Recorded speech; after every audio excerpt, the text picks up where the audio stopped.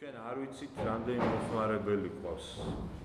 მოხმარებელს გულისხმობ, ვინც დრო ნებისმიერ ნარკოტიკს მოიხმარს, ასეთი კვლევა საქართველოში არ ჩატარებულა. ახალგაზრდებში პერიოდულად ტარდება კვლევა, შედიან ინსტიტუტებში ან სკოლის ბოლო კლასებში და ანონიმურ გამოკითხვას ატარებენ, რამე თუ მოგიხმარია და რამდენჯერ და როდის და ვიცით რომ 16 წლის ასაკის ბავშვებში საქართველოში ყოველმა მეხუთემ, ანუ 20%-მა თქვა, რომ ერთხელ მაინც რაღაცა ნარკოტიკი გამისინჯია, 17%-მა თქვა პლანი გამისინჯია, ერთხელ მაინც, 7.5%-მა თქვა ექსტაზი გამისინჯია, 2%-მა თქვა ამფეტამინი, მეტამფეტამინი, ვინტი ან ჯეფი გამისინჯია, 1%-მა თქვა ჰეროინი გამისინჯია 16 წლის ასაკის ბავშვებმა. ანუ ვიცით რომ 40,000 ინექციური მომხმარებელი ყავს, ეგ დათვლილია 2009 წელს ჩატარდა კვლევა, ეხლა ტარდება იგივე კვლევა, რომ შევადაროთ 2009 წელთან შედარებით იკლო თუ იმატა. პროკურატურა, იუსტიცია გვიტკიცებს, უბრალოდ იკლო, იმიტომ რომ დანაშაულმა იკლო, თუმცა ჩვენ ვიძახით, რომ მარტო დანაშაულის კლება არ ნიშნავს, დარეგისტრირებული დანაშაულის კლება არ ნიშნავს იმას, რომ მომხმარებელთა რაოდენობა მიკლო. 2003 წლიდან დაწყებული თერთმეტის ჩათვლით რამდენმა ადამიანმა გაიარა მკურნალობა საქართველოს მასშტაბით წამალ დამოკიდებულების დიაგნოზით. აქ მუქი ლურჯი სვეტი არის დეტოქსები, ანუ სტაციონარი, წვები 2 კვირით ფულს რო იხდი და დეტოქს რო გიტარებენ და ღია ცისფერი არის ეს უკვე ჩანაცვლება მეტადონი და უპრენორფინი. ნელ-ნელა ხედავთ რომ 2008-9 წლიდან ჩანაცვლება ჭარბობს და 2011-ისთვის უკვე ვღებულობთ რომ დეტოქსი 270 კაცმა გაიარა და ჩანაცვლება 2300 ადამიანმა რა, მაგრამ ტენდენცია ზოგადი ძალიან მისასალმებელია. ზიანის შემცირების პროგრამებია, შპრიცების გაცვლა, კონსულტირება. ეს არის 2009, 10 და 11 წელს ერთ მომხმარებელზე გაცემული შპრიცების რაოდენობა და საუკეთესო შემთხვევაში 2010-ში იყო 26 შპრიცი წლის განმავლობაში, რაც არის ძალიან ცოტა. სოფლიო ჯანდაცვის ორგანიზაციის რეკომენდაცია არის, რომ 200 შპრიცი უნდა დაურიგო ერთ ინექციურ მომხმარებელს წლის განმავლობაში. ანუ რომ მას ყოველთვის ჰქონდეს სტერილური ახალი შპრიცი.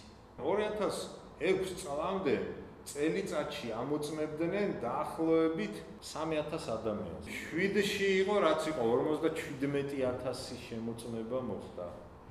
აქედან დაახლოებით 18000 იყო დადებითი. დანარჩენი უარყოფითი იყო. ეს ტენდენცია, ხო, რომ დაახლოებით 1/3 არის ხოლმე დადებითი მარტო მიყვანილი ადამიანი, სულ გრძელდება დღემდე. თუმცა მეორე ტენდენცია 2007-დან დაწყებული ნელ-ნელა მცირდება.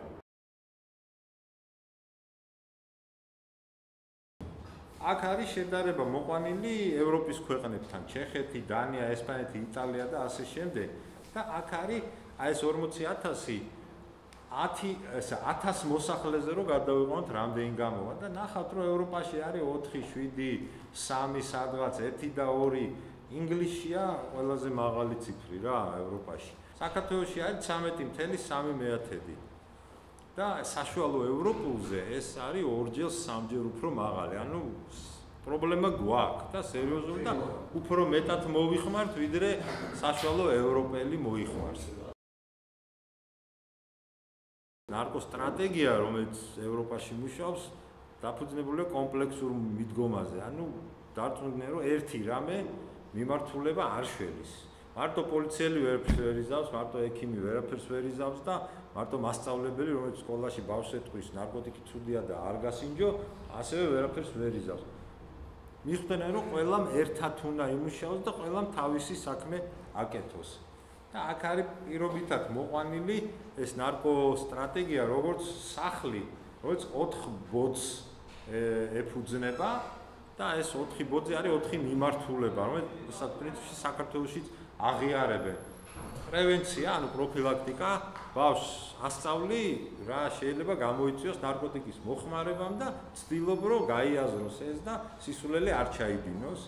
არის მკურნალობა, რეაბილიტაცია, ვიცით, ჩანაცვლება, დეტოქსი, სტაციონარი, სარეაბილიტაციო ცენტრი, ყველაფერი აქ შედის. არის რისკის მინიმიზაცია, იგივე ზიანის შემცირებას, რასაც ვეძახით, როცა აღიარებ, რომ ვიღაცა არ გაჩერდება, ანუ ვერ გაჩერდება და გააგრძელებს მოხმარებას. ამიტომ რაღაცას ისეთ სთავაზობ, რაც მას დაიცავს, რომ არ მოკვდეს, არ დაინფიცირდეს, სხვას არ გადასდოს, იქნებ დაასაქმო და დანაშაულის ჩადენა არ მოუწიოს, რომ ნარკოტიკის საყიდელი ფული იშოვოს და ასე შემდეგ. ზიანის შემცირება გავარქვათ ამას და არის ხელმისაწვდომობის შემცირებას ან მოწოდების შემცირებას ეძახიან, რაც არის ძალოვანი ღონისძიებები.